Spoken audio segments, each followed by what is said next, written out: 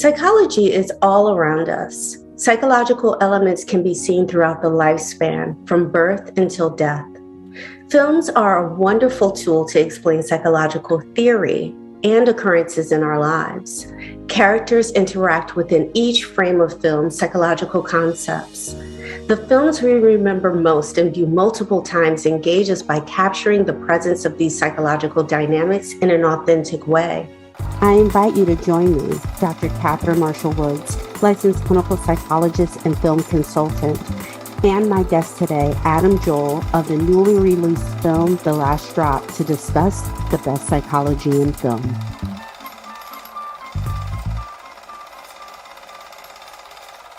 Hi, Adam. How are you today? Good. How are you? Good. Thank you again for coming on Best Psychology in Film.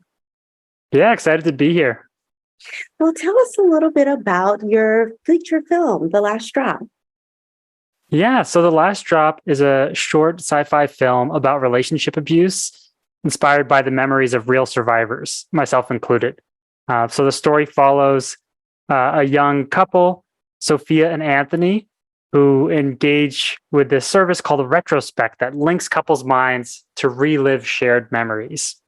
And as they're reliving their meet cute, their first date, and all these fun moments, some jealousy starts to come up, and we see Anthony start trying to change her memories, basically gaslighting her in real time. So it's all about how most survivors of relationship abuse only recognize the early signs in hindsight. Mm-hmm. I love how you describe their meet cute, very film making terminology here. It is interesting that you've just decided to make a film about emotional abuse and using past survivors' experiences. How did you go about doing that? Did you interview past survivors? How did you get access to their stories? Yeah, that's a great question. So when I was initially experiencing abuse, I was very much a closed book. Nobody knew for the 3-4 years that I was going through that. And now I'm the total opposite. My attitude is share early, share often. So when I'm sharing that I'm doing this film about relationship abuse, there are survivors everywhere. And so when I share first, it sometimes opens that door. And I use what I call a communal storytelling method, which means rather than just diving into my own story, the characters on screen and the moments on screen are a representation of a big sort of mishmash of different survivor stories and expert stories who we consulted as well. I just wanted to make sure we included moments, people with different experiences and backgrounds who faced abuse. I wanted a lot of people to connect with the film, and rather than leave the final film to be a surprise, I wanted to get constant feedback and input from other folks. I actually have like a 50-page Google Doc that just says feedback, and I really am a nut about including other people's thoughts in my films. Well, without further ado, why don't we allow the audience to watch a little clip of the film, and then we'll come right back. Hey there. Do you want to feel closer to the people you care about? Do you ever wish you could relive a memory? Well, now you can with Retrospect. Our patented technology lets you and your loved one relive your favorite shared memories together.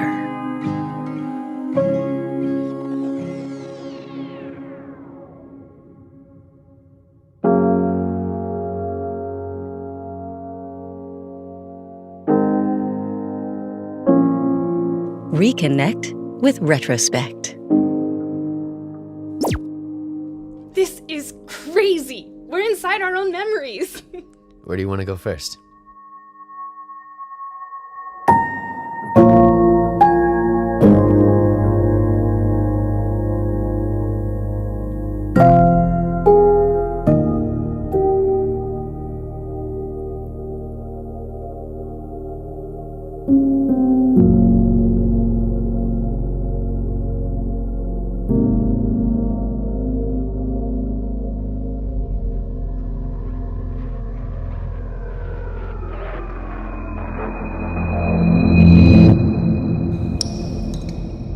Warning.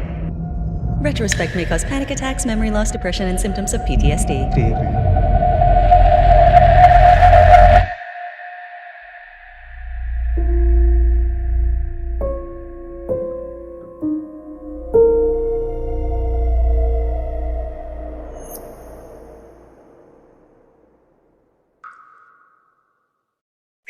Well, we were just able to see a small clip of The Last Drop, which is really a nice teaser and really, I'm sure, quite engaging for people to want to be able to see more. The one thing that I really take from the clip is how passionately in love this couple appears Mhm. through what we see. And then it becomes a little more dark, like there's something that's secret, that's an undercurrent regarding the conflicts that he's feeling about the relationship.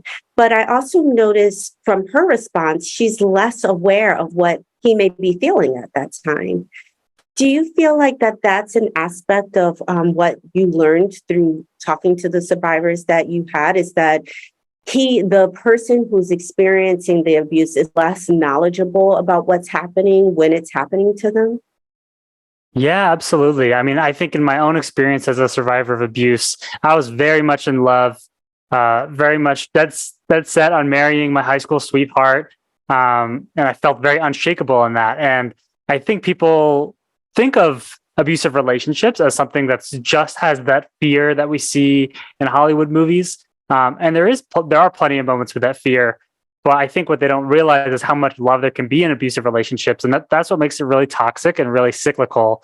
I think people instinctively think in healthy relationships how, oh, I would do anything for the person I love, but you don't think about how that instinct could be taken advantage of. Of if I feel like it's my job to cheer up my significant other, what if their rules keep changing and they're impossible to make happy? And what if they take advantage of that instinct to be a caretaker? So I think that, especially for young couples, but it can happen to anyone, um, you can see sacrifice as a love language, and you think, oh, I must do this really hard, painful part of the relationship in order to quote unquote earn the good part. But I think it's really toxic, and sacrifice is not a real love language and not a successful one. Um, so I definitely find a common factor with folks realizing they're in an abusive relationship late, and that's what I'm trying to change. Right. That is a very admirable desire that you are creating a film in order to educate the public regarding emotional abuse, in order for it to be able to elucidate to other people what it looks like, and hopefully be able to have people make decisions that makes them more safe within their Mhm. relationships. So thank you for this work. It is interesting too, is that you mentioned that individuals are going through this and they're experiencing love at the same time, but it also is a sacrifice, almost as if the earning of it makes the love conditional rather than unconditional. Do you also find that to be the case within your film?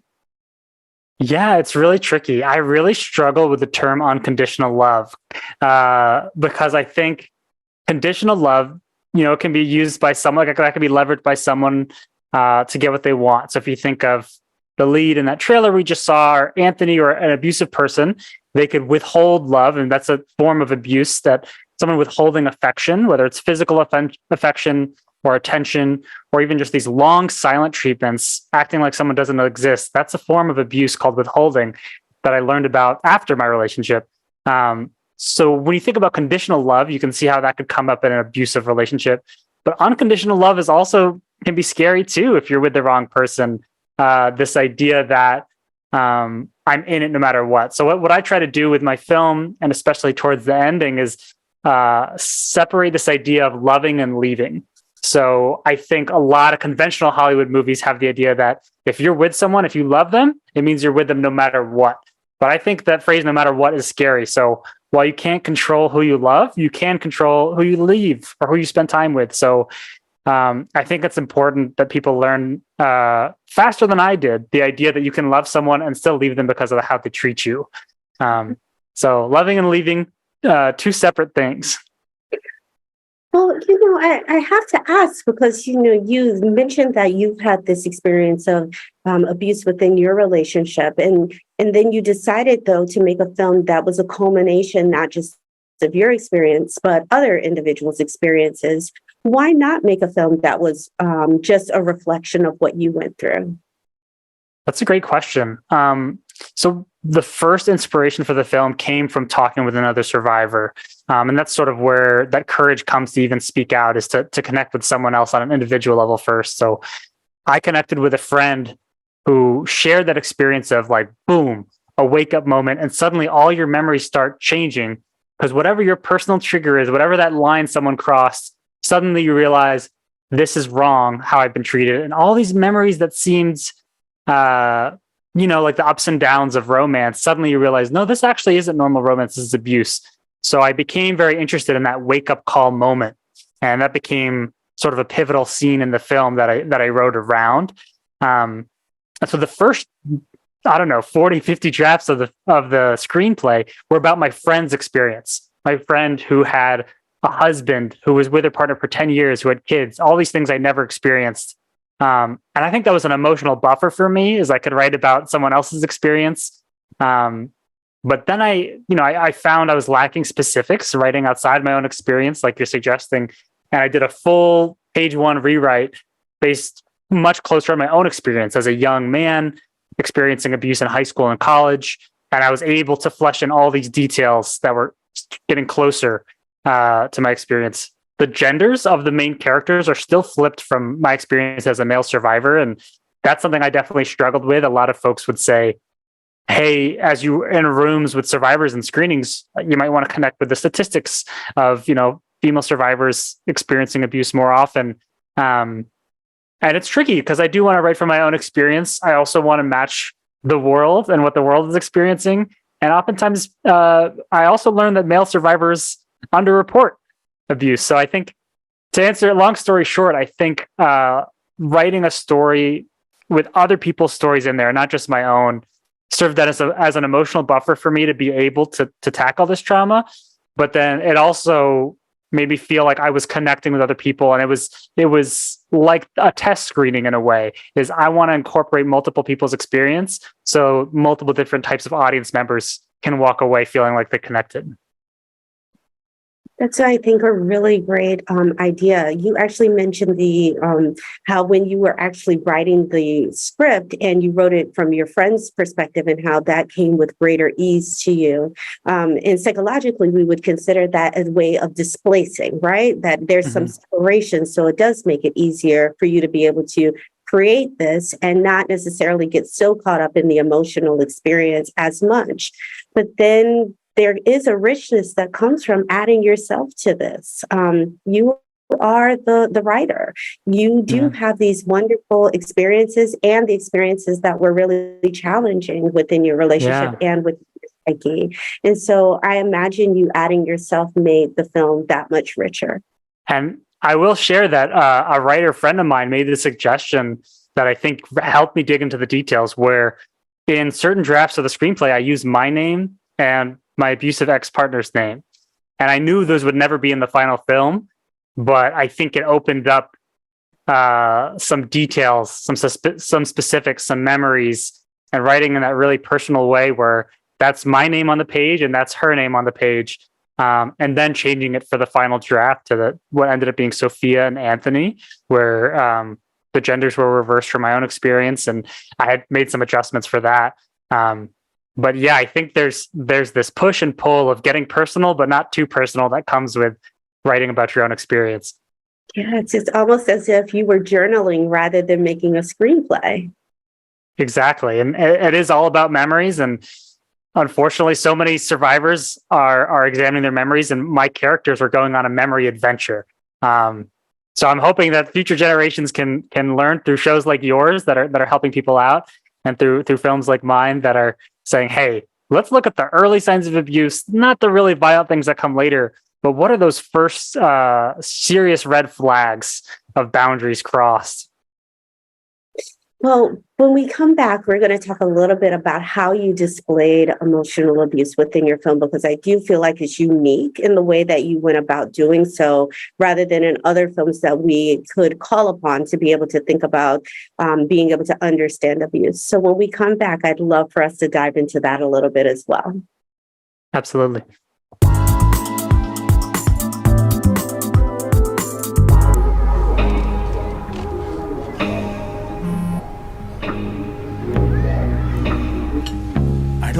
so sad. You've got a roof over your head.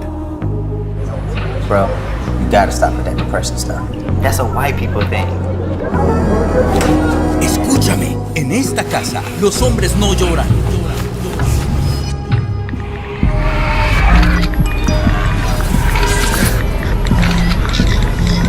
You alright? It just feels like it's coming from everywhere.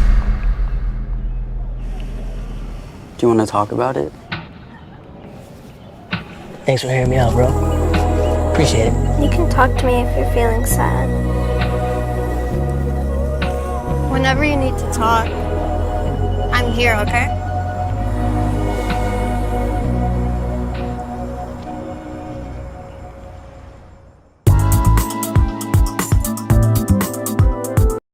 Welcome back. Today we're talking to Adam Joel, the writer of The Last Drop. This is a phenomenal film about emotional abuse, and he is here to speak with us today regarding how he's made it. And thank you again, Adam, for joining us. Happy to be here. One of the things that I found so interesting about your film is that it is about emotional abuse, and you see a trajectory of the characters going through how the abuse becomes heightened over time. But there is no physical abuse that comes with it, which in most films, we do get to see how emotional abuse turns into physical abuse. What made you decide not to go that route?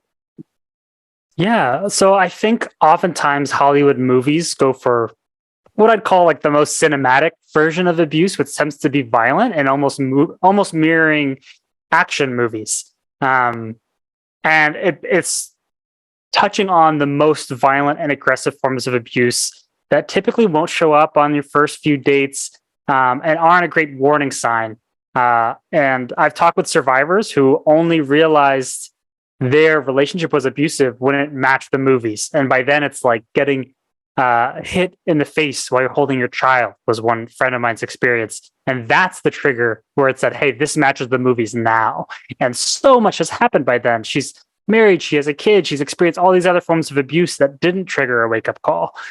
So we specifically went about making a movie about the earlier forms of abuse, like isolation tactics. So we start seeing our main character, Sophia, her friends and family members disappear from her memories when Anthony gets jealous. So this idea of your world shrinking down, your favorite passions, hobbies, friend groups, everything shrinking down and disappearing around you is our sort of sci-fi way of depicting what emotional abuse looks like. And there's a few different metaphors we use to depict that, but we're trying to make the least visible forms of abuse visible through the power of filmmaking.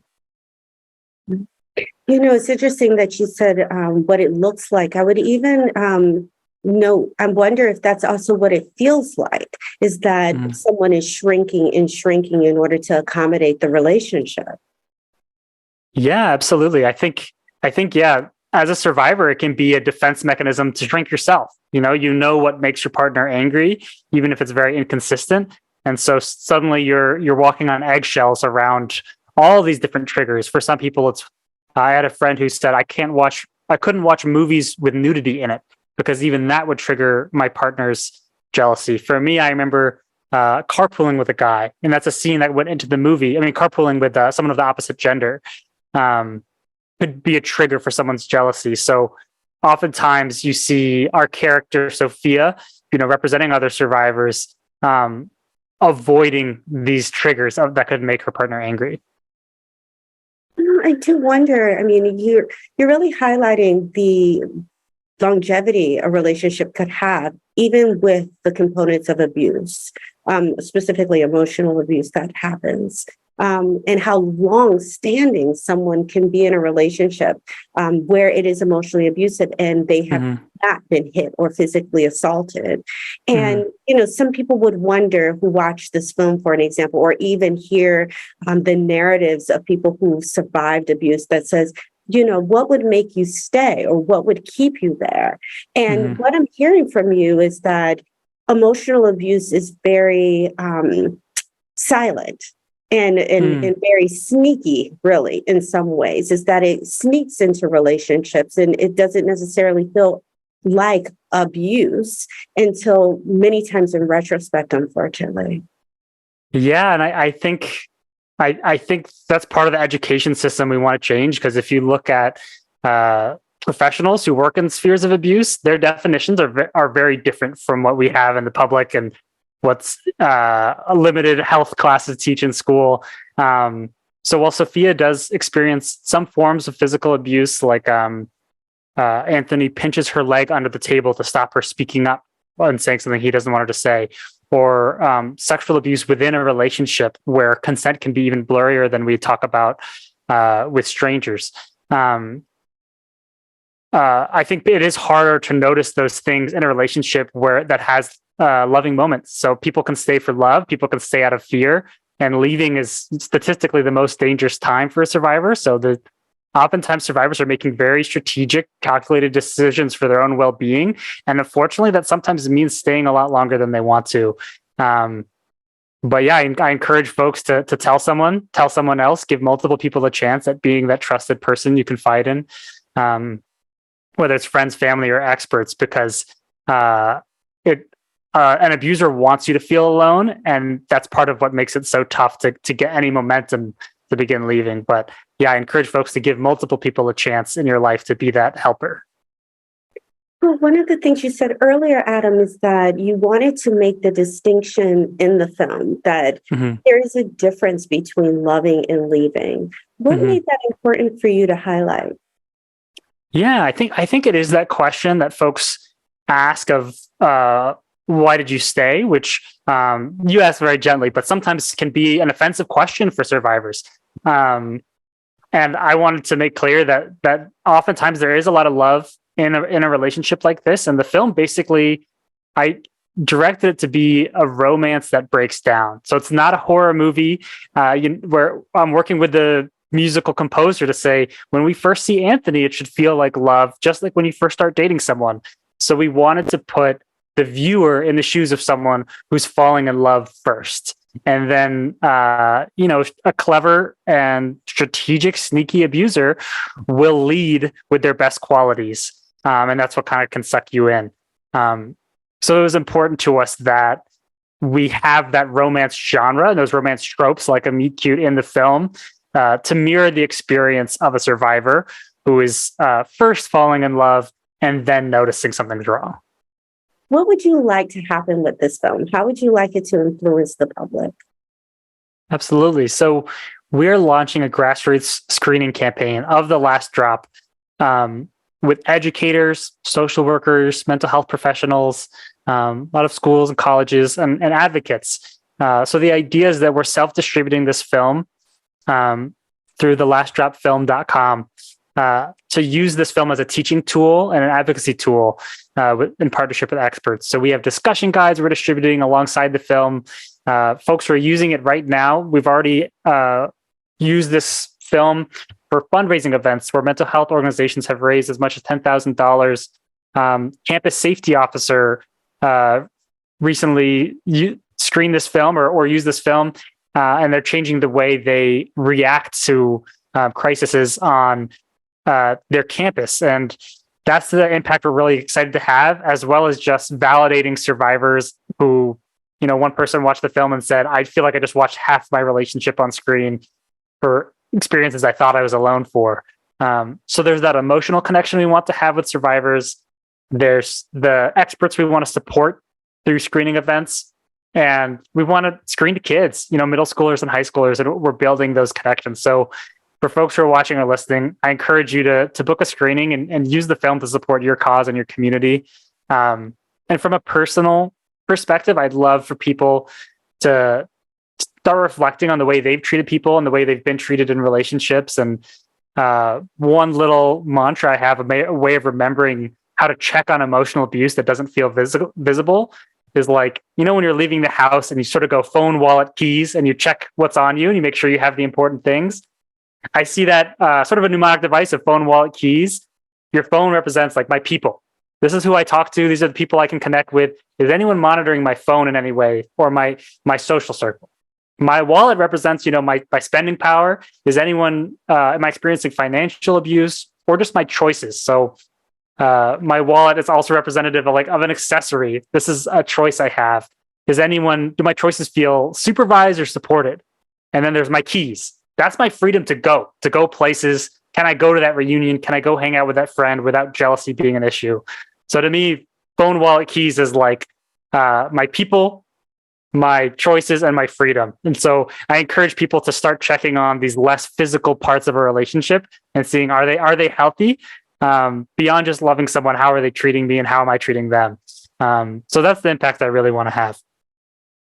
That is such a powerful way to leave our audiences with this way of being able to really do a self-evaluation of what's happening within their relationships to ensure that their relationships are not just healthy, but also really safe for them to be in. Mm-hmm. Thank you, Adam, for providing that. Thanks so much for having me on. Of course, one literally final question is, how can people get in contact with you directly or, again, to book a screening?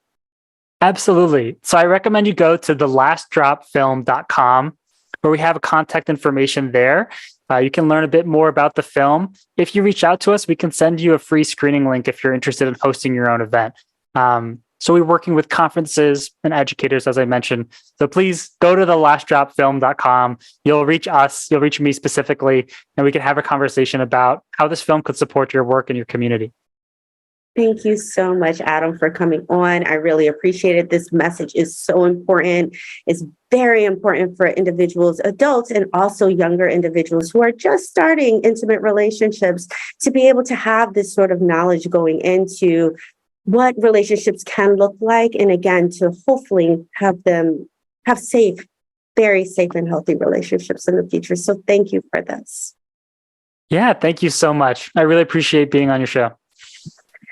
Well, we'll see you next time on Best Psychology in Film. If you'd like to find me, please find me on Instagram at Psych Minded Media. Have a good one.